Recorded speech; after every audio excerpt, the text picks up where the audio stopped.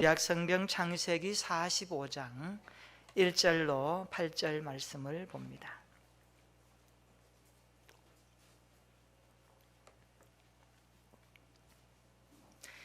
구약성경 창세기 45장 1절로 8절 말씀을 제가 봉독합니다. 요셉이 시종하는 자들 앞에서 그 정을 억제하지 못하여 소리 질러 모든 사람을 자기에게서 물러가라 하고 그 형제들에게 자기를 알리니 그때에 그와 함께한 다른 사람이 없었더라. 요셉이 큰 소리로 우니 애굽 사람에게 들리며 바로의 궁중에 들리더라. 요셉이 그 형들에게 이르되 나는 요셉이라. 내 아버지께서 아직 살아 계시니까. 형들이 그 앞에서 놀라서 대답하지 못하더라. 요셉이 형들에게 이르되 내게로 가까이 오소서. 그들이 가까이 가니 이르되 나는 당신들의 아우 요셉이니 당신들이 애굽의 판자라. 당신들이 나를 이곳에 팔았다고 해서 근심하지 마소서. 한탄하지 마소서. 하나님이 생명을 구원하시려고 나를 당신들보다 먼저 보내셨나이다. 이 땅에 2년 동안 흉년이 들었으나 아직 5년은 밭갈이도 못하고 추수도 못할지라. 하나님이 큰 구원으로 당신들의 생명을 보존하고 당신들의 후손을 세상에 두시려고 나를 당신들보다 먼저 보내셨나니 그런즉 나를 이리로 보낸 이는 당신들이 아니요 하나님이시라. 하나님이 나를 바로에게 아버지로 삼으시고 그 온 집의 주로 삼으시며 애굽 온 땅의 통치자로 삼으셨나이다. 아멘. 우리가 전구를 참 편리하게 쓰지만 에디슨이 전구의 필라멘트를 발명하기 위해서 6,000번이나 실패를 했습니다. 말이 6,000번이지 엄청난 실패죠. 이것을 지켜보고 있던 한 기자가 이렇게 물었습니다. 당신이 6,000번이나 실패했는데 지금의 심정이 어떻습니까? 물을 때에 에디슨이 이렇게 대답합니다. 아니요, 나는 6,000번의 실패가 아니라 성공을 위하여 6,000번의 실패를 했을 뿐입니다. 놀라운 태도죠. 어떻게 생각하느냐에 따라서 태도가 달라짐을 보여주고 있습니다. 에디슨은 성공할 때까지 실패했을 뿐입니다. 오늘 우리의 현장이 실패 같고 어려움 같지만 궁극적인 승리가 주님께 있음을 바라보며 소망과 힘을 넣는 우리 모두가 되었으면 좋겠습니다. 한번 따라서 합시다. 주님의 이름으로 힘을 내십시다. 옆에 분에 한번 말해 주십시다. 주님의 이름으로 힘을 내십시다. 사랑하고 축복합니다. 제네시스라 그러죠. 창세기 시작의 책입니다. 1장 1절에 보면 태초에 하나님이 천지를 창조하시니라. 창세기는 두 분류로 나누어져 있습니다. 1장부터 11장까지는 창조, 타락, 홍수 그리고 민족 분열의 네 사건으로 되어 있고요. 12장부터 50장까지는 아브라함, 이삭 그리고 야곱, 요셉의 족장들의 이야기로 되어 있습니다. 그러니까 창세기는 네 가지 사건과 네 가지의 인물들로 구성되어 있습니다. 오늘 본문은 족장의 마지막이라고 할 수 있는 요셉의 이야기를 우리가 읽었습니다. 구약에 나오는 사람들 중에 예수님을 많이 닮은 사람을 꼽을 때에 요셉을 꼽고 있습니다. 그만큼 요셉의 삶이 예수님의 삶을 투영해주고 요셉을 통하여 예수님을 보여줄 수 있는 모형이 되기 때문에 그렇습니다. 창세기 37장에 보면 요셉이 17세의 소년으로 등장하게 되죠.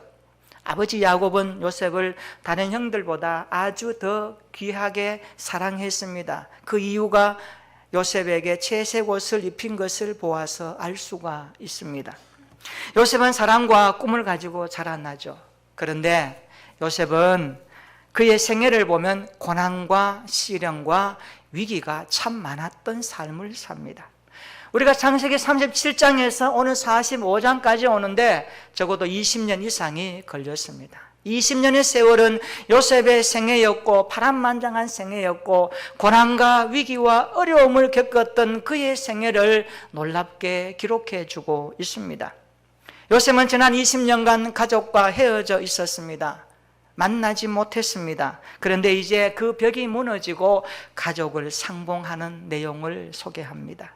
인간의 온갖 실책과 범죄로 인하여서 관계가 흔들어졌는데 이제 다시 그 관계를 회복하는 오늘의 본문을 우리가 읽었습니다. 요셉은 비로소 가족과의 아름다운 만남을 이루어가고 있습니다. 오늘 본문은 요셉의 인생에서 아주 극적인 장면을 우리에게 소개하고 있습니다. 우리 1절과 2절 한번 읽어볼까요? 같이 시작. 요셉이 시종하는 자들 앞에서 그 정을 억제하지 못하여 소리 질러 모든 사람을 자기에게서 물러가라 하고 그 형제들에게 자기를 알리니 그때에 그와 함께한 다른 사람이 없었더라. 요셉이 큰 소리로 우니 애굽 사람에게 들림에 바로의 궁중에 들리더라. 아멘. 요셉은 자기의 정을 억제하지 못했다. 얼마나 북파 쫄랐겠습니까? 20년 만에 상봉 아닙니까? 20년 만에 헤어졌던 혈육의 정이 지금 눈앞에서 보는 것 아닙니까? 요셉은 북받치는 감정을 억제할 수 없어서 형들 앞에서 통곡합니다. 방성대곡합니다. 그 소리가 얼마나 컸던지 바로의 궁중에서도 들렸다 그러니까 정말 통곡했던 요셉의 모습을 알 수가 있습니다. 왜 이렇게 되었을까요? 20년의 세월이 요셉을 울도록 했습니다. 20년 만에 형제들 앞에 자신을 드러냅니다. 3절 한번 보세요. 요셉이 그 형들에게 이르되 나는 요셉이라. 나는 요셉이라. 내 아버지께서 아직 살아 계시니까 형들이 그 앞에서 놀라 대답하지 못한지라 말씀합니다. 지금 요셉을 바라보는 형들의 입장은 어때요? 두려운 거예요. 왜요? 20년 전에 요셉에게 행했던 일들을 기억하고 있으니까. 과거의 자신들의 죄가 드러나니까. 20년 전에 형들이 요셉에 행했던 일 어떤 겁니까? 구덩이에 던졌습니다. 살려달라고 아우성치는 요셉의 소리를 외면했습니다. 애굽 상인에게 팔아버렸습니다. 형님들 구해주세요, 구해주세요. 왜 이렇게 나를 팝니까? 애걸복걸하는 그 요셉의 처참한 모습을 그 형들은 외면했던 겁니다. 집에 와서 아버지 야곱이 요셉이 어디냐 물을 때에 뭐라고 합니까? 짐승이 찢어서 죽였다고 말합니다. 자신을 잃어버린 그 아버지 야곱의 흘리는 눈물, 그 통곡의 눈물을 형들은 외면한 거예요. 지금 요셉은 자신을 밝히며 형들 앞에 있는 겁니다. 형들은 얼마나 놀랐던지 입이 얼어붙었습니다. 그래서 말을 할 수가 없었던 겁니다. 충격받은 형들 앞에서 요셉이 뭐라고 합니까? 계속해서 자신의 이야기를 하죠. 4절 한번 읽어볼까요? 4절 시작. 요셉이 형들에게 이르되 내게로 가까이 오소서. 그들이 가까이 가니 이르되 나는 당신들의 아우 요셉이니 당신들이 애굽에 판 자라. 아멘. 애굽에 팔았던 요셉이 죽은 줄로만 알았는데 지금 어떻게 되었습니까? 애굽의 총리가 되어 있는 겁니다. 그 요셉이 지금 형들 앞에 자신을 드러내고 있습니다. 5절 한번 같이 읽어볼까요? 5절 시작. 당신들이 나를 이곳에 팔았다고 해서 근심하지 마소서, 한탄하지 마소서. 하나님이 생명을 구원하시려고 나를 당신들보다 먼저 보내셨나이다. 아멘. 지금 요셉은 애굽의 총리입니다. 한 나라의 움직이는 총리입니다. 요셉의 말 한마디는 그만큼 위력이 있고 영향력이 있습니다. 요셉의 말 한마디면 형들의 목숨은 왔다 갔다 하는 그런 상황 속에 있습니다. 마음만 먹으면 형들이 20년 전에 자기가 행했던 것들을 복수할 수 있고 완갚음해 줄 수 있고 충분히 할 수 있는 요셉의 위치입니다. 그런데 놀라운 것은 요셉은 형들을 위로합니다. 형들을 용서합니다. 총리가 된 요셉의 무릎 앞에 꿇은 그들이 누굽니까? 요셉의 형들입니다. 20년 전에 요셉의 가슴에 못을 박았고 상처를 주었고 죽이려고 했고 종으로 팔았던 혹독한 모습으로 비춰졌던 기억이 아직도 요셉의 마음에는 남아있을 수 있습니다. 이것이 그가 기억하는 과거입니다.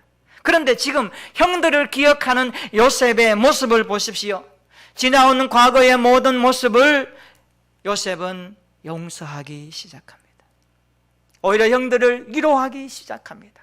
두려움에 떨고 있는 형들을 향하여서 한탄하지 마소서, 근심하지 마소서. 한탄한다는 말이 뭔지 이제는 끝났다 이거예요. 아, 이제 끝났구나. 꿈을 가진 요셉은 고통과 슬픔의 현장을 가슴에 품고 있지 않았습니다. 요셉은 이 고통을 통해 이곳에 서게 하신 하나님을 바라보기 시작합니다. 하나님의 위대한 역사를 그는 바라보기 시작합니다. 그래서 시인 하이든은 이런 말을 합니다. 최고의 복수는 용서하는 것이다. 최고의 복수는 용서하는 것이다. 나에게 돌을 던지고 마음에 상처를 주고 나의 진정성을 모르면서 왜곡하여 사람들로부터 잘못된 인식 속에 있는 나의 아픔과 고통을 어떻게 갚아줄 수 있는가? 그것은 용서하는 것이다라고 그는 말하고 있습니다. 요셉은 상처 준 사람에 대하여 복수하지 않았습니다. 형들이 요셉을 애굽으로 판 것이 사실이지만 요셉은 그 일을 이렇게 해석합니다. 형님들이 나를 애굽에 판 것은 사실입니다. 그러나 그 일을 하나님이 개입하셔서 일어난 일입니다. 하나님의 섭리였고 하나님의 계획이었습니다. 그러니 그 일로 인하여서 더 이상 걱정하지 마십시오. 근심하지 마십시오. 그렇게 위로하며 용서하는 요셉의 마음을 볼 수가 있습니다. 여러분, 사건보다 사건을 해석하는 것이 더 중요한 것 아시죠? 동일한 사건이지만 그것을 어떻게 해석하느냐에 따라서 엄청난 결과가 나오는 것을 아십니까? 요셉은 사건을 직시하는 눈과 그 사건을 하나님의 섭리의 눈으로 보는 마음을 가졌습니다. 우리에게도 현실을 직시하는 눈이 있어야 됩니다. 뿐만 아니라 하나님의 안목으로 모든 것을 바라볼 수 있는 믿음이 있어야 할 줄로 믿습니다. 여러분, 현실을 현실로 바라볼 때 때로는 불안하고 염려할지라도, 그러나 현실을 넘어 계시고 그 현실을 이끌어 가시는 하나님의 관점이 있다면 그 현실을 해석하는 모습은 탁월할 것입니다. 오늘 요셉이 그것을 우리에게 보여주고 있습니다. 하나님을 신뢰하고 하나님을 사랑하는 자는 어떤 사건에서도 결국 하나님의 섭리의 결과는 구원이라는 것을 우리에게 가르쳐 주고 있습니다. 이것을 믿으시기를 축원합니다. 바울은 로마서 8장 28절 이렇게 고백하고 있습니다. 우리가 알거니와 하나님을 사랑하는 자 곧 그의 뜻대로 부르심을 입은 자들에게는, 따라서 합시다, 모든 것이 합력하여 선을 이루느니라, 하나님의 뜻을 이루느니라 말씀하고 있습니다. 요셉은 하나님의 섭리로 사건을 해석합니다. 하나님은 우리 인간의 연약함과 불손함과 모든 것들을 사용하셔서 당신의 뜻을 이루고 있다는 사실을 성경은 말씀하고 있습니다. 그동안 여러분의 삶에 크고 작은 굴곡들을 거쳐오면서 어떻게 반응해 오셨습니까?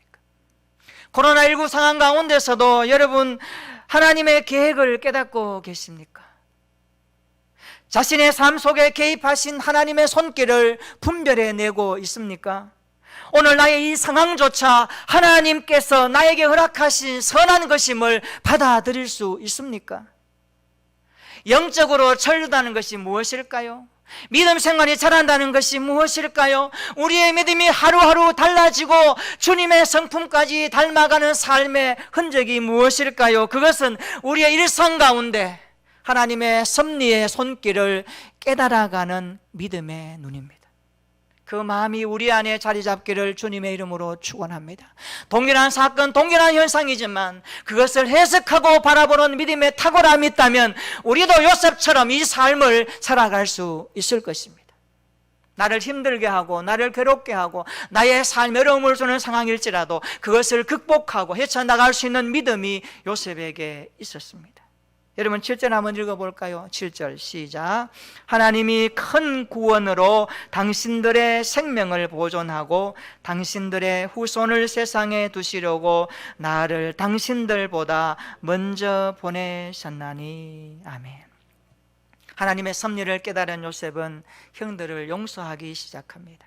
하나님의 섭리에 대한 인식이 결여되면 상처 준 사람을 용서하기가 쉽지 않습니다. 그러나 하나님의 섭리에 대한 인식과 믿음이 확고부동하면 용서할 수 있는 것입니다. 요셉 20년 동안 왜 애굽에 팔려왔을까요? 그가 왜 20년 동안 감옥에 갇히게 되었을까요? 왜 애굽의 총리가 되어 있었을까요? 요셉은 이것을 묵상하고 고민하고 정리하면서 한 가지 결론을 내립니다. 그것이 무엇일까요? 오늘 7절에 말씀하죠. 그것은 하나님의 큰 구원 때문이었다고. 하나님의 큰 구원의 그 보자기 속에 내 인생이 20년 동안 있었다라는 사실을 요셉은 체험하기 시작합니다. 이 기간이 요셉에게 하나님의 구원의 역사를 담을 큰 그릇으로 준비되는 과정이었음을 요셉은 지나고 보니까 알게 된 것입니다. 요셉은 형들의 배신과 노예 생활이라는 어려움을 겪었습니다. 그러나 그때마다 그 순간마다 하나님은 고비고비마다 요셉을 인도하셨습니다. 그때는 몰랐는데 지나고 보니까 깨닫고 보니까 이해가 되어졌습니다. 오늘 요셉은 이것을 깨닫고 이해하는 영적인 안목이 생겼던 것입니다. 그래서 구원은 전적인 하나님의 은혜입니다. 우리를 향하신 구원의 섭리는 전적으로 하나님의 은혜임을 믿으시기를 축원합니다. 우리 반주 한번 준비해 주세요. 이것을 찬송가 310장에는 이렇게 고백합니다. 아, 하나님의 은혜로 이 쓸데없는 자 왜 구속하여 주는지 난 알 수 없도다.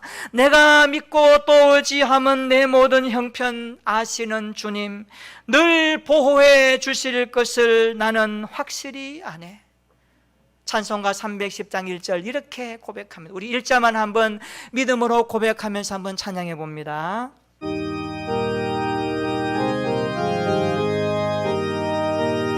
아, 하나님의 은혜로 있을 데 없는 자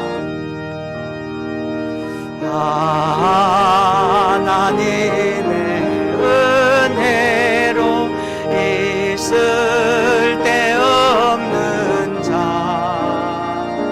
왜 구속하여 주는지 난 알 수 없도다.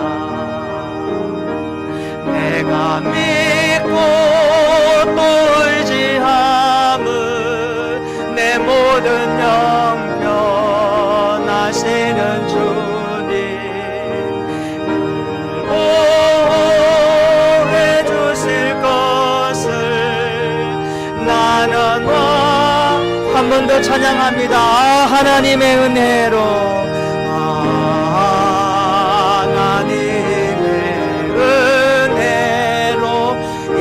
있을 데 없는 자 왜 구속하여 주는지 난 알 수 없도다. 내가 믿고 또 의지함은 내 모든 형편 아시는 주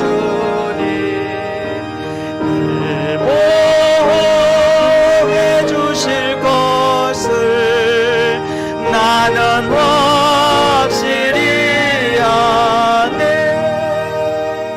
아멘. 요즘은 가장 비참하고 가장 불행한 사건을 하나님의 사건으로 바꾸어 버립니다. 이게 믿음입니다. 견딜 수 없는 사건, 지워버릴 수 없는 사건을 축복의 사건으로 바꾸어 버립니다. 이것이 믿음입니다. 할렐루야. 이런 믿음이 우리 안에 있기를 축원합니다. 꿈을 가진 사람 그리고 믿음을 가진 사람의 모습입니다. 그런데 하나님의 섭리는 미리 알 수 없습니다. 우리 하나님의 섭리를 다하면 얼마나 좋을까요? 우리 인생을 하나님의 섭리와 계획, 경륜을 다 알면 얼마나 좋을까요? 우리가 살다 보면 좌충우돌할 수 있고, 일할 수 없는 일을 만날 수가 있고, 왜 기도했는데 더 안 좋은 일이 날 수가 있고, 어렵게 하는 일이 산적하게 우리 앞에 가로막을 수 있습니다. 하나님의 섭리를 다 알 수 없어요. 그런데 하나님의 섭리는 속성상 시간이 지나야 알게 된다는 것을 성경은 말씀합니다. 하나님의 섭리는 시간이 지나야 알게 됩니다. 미리 알 수도 없고 이해도 안 되는 것이 하나님의 섭리인데, 결론은 하나님은 그것을 당신의 구원을 향하여 이루어 가심을 성경은 말씀하고 있습니다. 이것을 붙들 수 있기를 축원합니다. 우리 인생의 사건들이 참 많아요. 우리가 살다 보면 어렵고 힘든 일을 만날 수가 참 있어요. 요셉은 그 사건을 하나님의 눈으로 바라보는 통찰력을 가지고 있습니다. 우리의 고난에는 구원의 섭리가 있습니다. 우리가 실패하는 것도 하나님의 섭리가 있음을 믿으시기를 축원합니다. 이런 통찰력을 가지고 주님을 바라볼 수 있기를 축원합니다. 요셉의 통찰력에는 세 가지의 특징이 있습니다. 무엇일까요? 첫째는요, 용서의 차원에서 바라보는 통찰력입니다. 요셉은 용서의 차원에서 바라봅니다. 두 번째는요, 구원의 차원에서 바라보는 통찰력입니다. 하나님의 큰 구원의 차원에서 요셉은 바라보기 시작합니다. 세 번째, 하나님의 섭리 차원에서 바라보는 통찰력입니다. 그때는 몰랐는데, 그때는 고통이었는데, 지나고 보니까 하나님의 섭리가 있었구나, 하나님의 계획이 있었구나. 요셉은 섭리의 차원에서 그것을 바라보기 시작합니다. 그런데 중요한 것은 요셉이 용서의 차원과 구원의 차원과 섭리의 차원에서 이것을 바라보게 되었던 결정적인 근원이 무엇일까요? 그것은 요셉의 인생을 통틀어서 요약하면 한마디로 요약할 수 있습니다. 그것은 꿈을 주시고 꿈을 이루어 가시는 하나님의 약속을 믿었기 때문입니다. 요셉은 하나님의 약속을 믿었습니다. 그 꿈을 주신 하나님을 믿었습니다. 그 꿈을 이루어 가시는 하나님을 믿었습니다. 요셉에게 꿈을 주시고 그 꿈을 이루어 가시는 하나님을 철저하게 그는 믿었습니다. 우리 하나님은 결코 우리를 향하신 꿈을 절망 가운데 꺾지 않는다는 것을 요셉의 생애를 통하여서 주시는 말씀입니다. 믿으시기를 축원합니다. 하나님은 우리의 가정에, 우리의 교회에, 우리의 직장에, 우리의 인생을 향하신 하나님의 계획에 꿈이 있습니다. 하나님은 그 꿈을 절망 가운데서 꺾지 않습니다. 고통 가운데서 꺾지 않습니다. 비록 고통 가운데 있을지만, 시간이 지날 뿐이지만 지나고 보면 하나님의 일하심을 우리에게 말씀하고 있습니다. 이것을 요셉을 통하여 우리에게 말씀합니다. 하나님은 우리 인생을 구원하시고 끝까지 책임진다는 것을 요셉을 통하여 보여주는 하나님의 약속입니다. 이 약속이 오늘 저와 여러분들 삶 가운데도 이루어짐을 믿으시기를 축원합니다. 2004년도 5월 18일 대구 계명대학교 산악부 박무택 대장과 장민대원이 8,848m 에베레스트 초모랑마, 아주 높은 초모랑마, 거기에 등정을 합니다. 그런데 등정을 성공해요. 그곳은요, 산소가 부족하고 인간이 오를 수 없는 지역입니다. 우리나라의 엄원길 대장 같은 분들은 그 14등정 다 하고 세계적인 산악 가운데 유명한 분 아닙니까? 박무택 대장과 장민대원이 그 8,848m 초모랑마 그 곳을 밟아요. 그리고 내려오는데 한 100m 정도 내려오다가 이 박무택 이 대장이 설명이 왔습니다. 설명이라는 것은 눈에 비치는 그 강한 자외선 적외선이 눈의 망막을 손상시켜서 앞이 안 보이는 겁니다.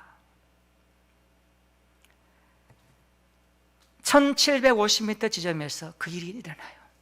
어떻게 할까요?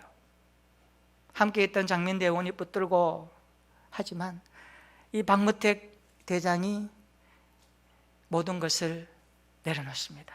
이제 내 인생 끝났구나. 앞에 안 보니까 내려갈 수 없죠. 그 빙벽 어떻게 내려옵니까? 그냥 야산도 앞에 안 보이면 이리 굴고 저리 굴리는데. 그래서 장민대원이만 빨리 내려가라고. 나는 걱정하지 말고 내려가라고. 그래서 장민대원이 내려오다가 그도 탈진해서 쓰러져서 사망합니다. 이 일이 한국 등반 역사에 있어요. 1년 후에 2005년도 어몽길 대장이 산악인들을 모읍니다. 우리 이 대원들 시신수습하러 가자. 그래서 휴먼 원정대가 조성되죠. 이 이야기를 히말라야 영화에서 그려내지 않습니까? 보신 분들은 알겠지만 이 박무택 대장이 안동의 경일고 출신입니다. 안동 사람이에요. 이 어몽길 대장이 이 무험한 일을 해요. 그런데요, 이것은 등반보다 더 어렵습니다. 목숨을 담보로 해야 됩니다. 그 100kg 되는 사람을 시신 수습해서 데리고 내려오는 것은 불가능합니다. 그런데 어몽길 대장이 그 일을 감행합니다. 왜 했을까요? 그의 책 어몽길의 약속에 보면 그는 두 마디로 요약합니다. 내가 박무택이가 살아있을 때 했던 약속 때문에. 그 약속이 뭐냐 하니까 박무택이가 인생의 진로를 놓고 고민할 때에 선배인 어몽길에게 많이 찾아왔어요. 어몽길이 그때 이렇게 말합니다. 넌 할 수 있어. 내가 뒤를 봐줄게. 그 약속한 거예요. 그 약속 지키려고 어몽길 대장은 휴먼 원정대를 설립해서 올라가는 거예요. 다행히 박무택 대장의 시신은 찾았는데 밑에까지 못 오고 산 중턱에다가 묻었습니다. 이게 한국 산악 역사에 나오는 이야기입니다. 그는 생명을 걸고 왜 그 일을 했을까요? 약속 때문에. 이를 뒤바꾸어 보십시다. 우리를 향하신 하나님의 말씀은 성경에 수도 없이 약속되어 있습니다. 우리 인생이 어렵고 힘들 때 도와주신다. 염려할 때 염려하지 말라. 기도하라. 내가 함께하마. 하나님의 수없는 약속이 우리에게 주어지고 있습니다. 하나님은 우리 인생을 구원하시고 끝나는 분이 아닙니다. 끝까지 책임지시고 성령으로 동행하시고 이 땅에 무수한 일들이 많이 일어날지라도 하나님의 백성들과 동행하시는 그분의 약속, 그분의 손길, 오늘 또 우리 교회와 우리 자녀와 우리 인생길에 있다는 사실을 믿으시기를 축원합니다. 그래서 하나님은 우리 인생을 향하여서 이렇게 말씀합니다. 넌 내 거야. 내가 책임질게. 걱정하지 마. 민수기 23장 19절에 약속합니다.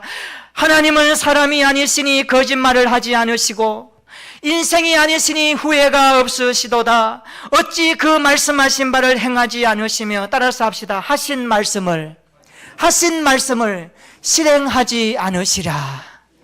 믿으시기를 축원합니다.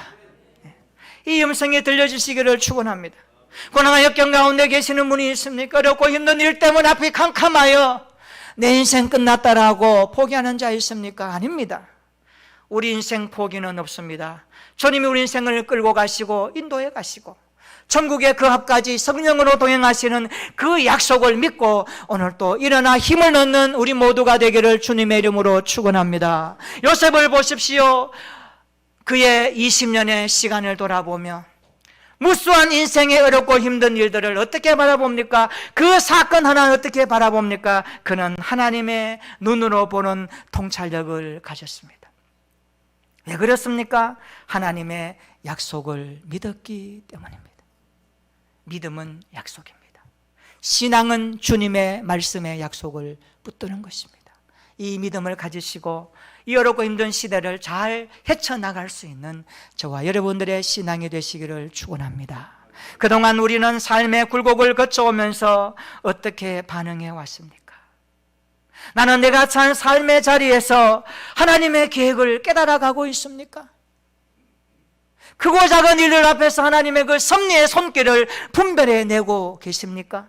지금 처한 나의 상황이 하나님이 주신 선한 일이라는 것을 받아들일 수 있습니까? 우리는 이 말씀 앞에 오늘 서야 합니다. 우리는 고난의 구원의 섭리가 있음을 믿습니다. 우리의 실패에도 하나님의 섭리가 있음을 믿어야 합니다. 그리고 우리에게도 이런 통찰력을 가지고 뚜벅뚜벅 주님을 바라보며 달려가는 신앙이 있어야 합니다. 따라서 합시다. 용서의 차원에서 바라보는 통찰력을 주옵소서. 구원의 차원에서 바라보는 통찰력을 주옵소서. 섭리의 차원에서 바라보는 통찰력을 주옵소서. 그래서 우리 모두도 요셉처럼 하나님의 구원 역사를 담는 큰 그릇으로 빚어지는 축복의 인생들이 날마다 계속되기를 예수님의 이름으로 축원합니다. 아멘. 우리 한번 기도하십시다.